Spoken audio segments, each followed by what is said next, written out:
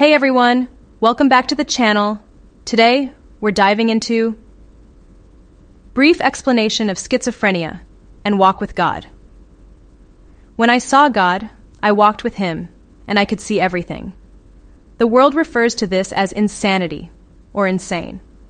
It is a judgment on our world, for in ancient times, if a man could see God, hear angels' voices, or see into the cosmos, he was called a god, a demigod, or an oracle in our world. If a guy can see into the skies and see God, he is termed mad or crazy. And the most important thing you will learn about psychosis is that crazy is not what we think it is. It is actually a blessing from God. You just cannot perceive it, because when you walk into the world, you see people who are not artists and are not present. For example, if you see the deceased who are not there and hear them speaking to you, this is referred to as schizophrenia or insanity.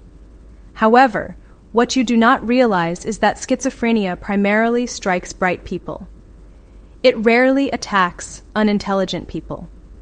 Schizophrenia constantly attacks classical musicians, readers, mathematicians, and intelligent individuals for whatever reason. Why? Because if you maintain your head straight, you will get more intelligent as your intellect bends. For example, in our world, we live in a three-dimensional environment that informs us. What is real and what is not is unclear. But one thing is certain. When you enter the hereafter, their reality is identical to ours. For example, I would sit in my room, I would see a dead man walk in my room.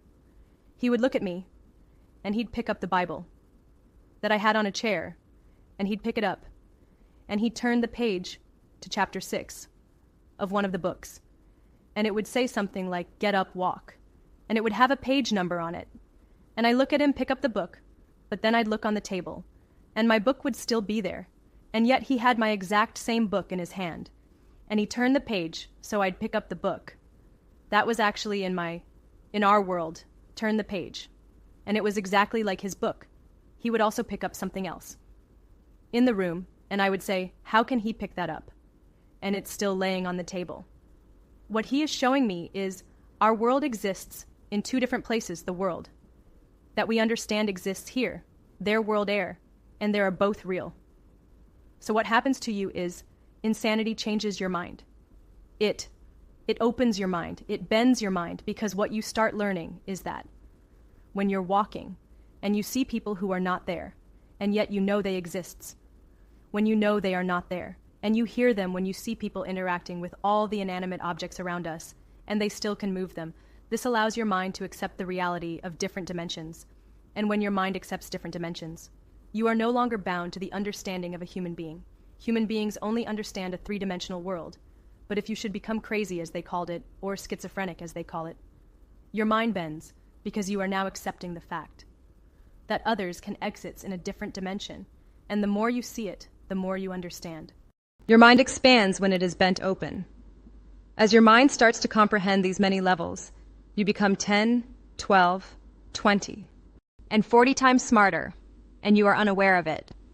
Because your comprehension is no longer three-dimensional, but rather 5, 6, and 7-dimensional. Your understanding grows as your mind broadens, that the world cannot explain all of the various things you are witnessing.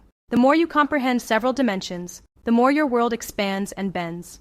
The better you will comprehend objects that are made in various dimensions. Hieroglyphics, the cosmos, and the universe are all related to the creation of distinct dimensions. Therefore, the one thing you will realize, regardless of your views, is that if you are prepared to remain composed and accept what you are seeing, it makes you smarter and expands your thinking. So everything you had experienced up to that moment led you to the realization that your mind was expanding, your knowledge was expanding, and you were becoming smarter. This led to the most horrifying aspect of the story. The worst aspect of the narrative was that if you picked up the Bible again, it would be the worst day of your life, because you would find out what was in Revelation. You were the first to open it, and it was the worst, most terrifying time of your life. You will never recover. What do you think? Let me know in the comments below, and I'll see you in the next one.